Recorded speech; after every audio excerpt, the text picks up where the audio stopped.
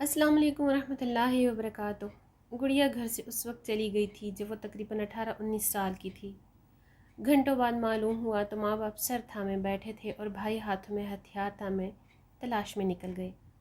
माँ और बहन गुड़िया की सहेलियों के घरों को जा जाकर मालूम करती कि शायद इस चोर दरवाजे का इल्म हो जाए और लाडली घर लौट आए।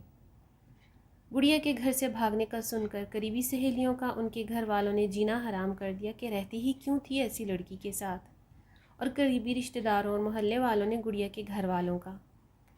गुड़िया जो दिन के उजाले में सहेली के घर जाने का कहकर गई थी, अंधेरी रात में भी लौटकर नहीं आई।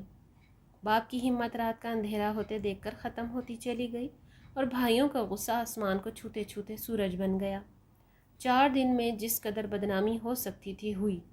लोगों को जवाब देते देते बाप भाई मुँह छुपा गए, घर में चूल्हा ठंडा पड़ गया और माँ की ममता कभी इस जिल्लत के समंदर में धकेलने वाली बेटी के लिए तड़प उठती और कभी जलील होते बेटों के लिए।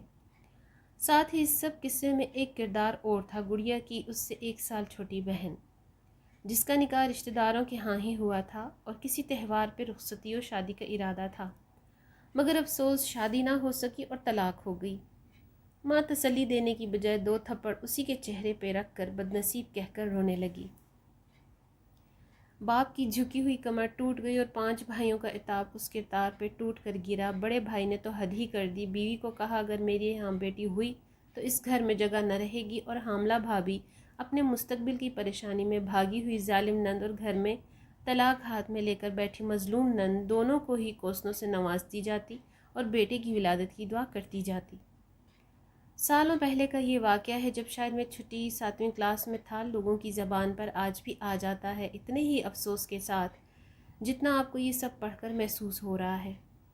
गुड़िया कहाँ है आज कोई नहीं जानता। बेटी ना होने का ऐलान करने वाले इस भाई के यहाँ रब के फजल से या उसकी बीवी की हालत हमल में गरियाजारों की वजह से सिर्फ बेटे हैं।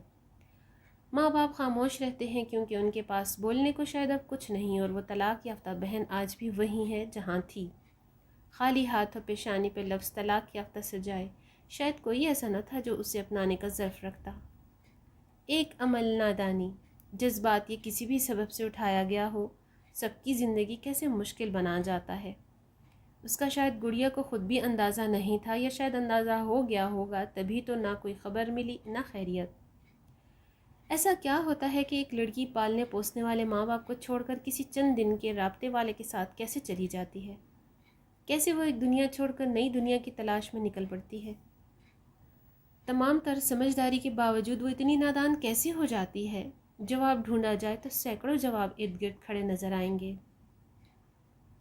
मज़हब से दूरी, शादियों में ताख़ीर, मीडिया, मुआशरा, वालदैन की बेजा पाबंदी, तवज्जो ना मिलना, आज़ादी का गलत इस्तेमाल, मनफी सोच, सिर्फ़ एक पुरएतमाद, अदम एतमाद, फ़लाँ फ़लाँ फ़लाँ। लेकिन जब आप अपने साथ रहने वाले घर वालों पर भरोसा नहीं कर सकती तो एक बाहर वाले पर कैसे कर लेती हैं। वजह सिर्फ इतनी है कि जिस तरह पुलाव बनाते हुए आंच का मुकम्मल ख्याल रखना होता है और उनमें ईंट जाने वाले चावलों को कभी दूध या पानी के ठंडे छींटों की ज़रूरत पड़ती है, उसी तरह औलाद को मोहब्बत की तपिश भी एक जैसी तो चाहिए होती है। मगर लड़के और लड़की दोनों को अलग अलग वक्त में दूध या पानी के ठंडे छींटों की ज़रूरत भी पड़ जाती है, ताकि वो दीगर से अलग ना हो, ना अलग सोचें, ना ही भटकें। आप सबको एक जैसी आंच ज़रूर दें, मगर इनफरादी तौर पर दूध पानी जैसी फ़रहत देकर ख़यालात भी जानते रहें, क्योंकि हर लड़की लड़का समझदार नहीं होता। साथ ही लड़कियों के लिए ये नसीहत कि आपका वो चाहने वाला आपको हकीकी तौर पर चाहता है, आपके घर वालों से भी ज़्यादा, तब भी खुद गर्ज ना बने कि दूसरों की ज़िंदगी आपकी वजह से मिसले आग बन जाए और वह तमाम ज़िंदगी इस आग में सुलगते रहें।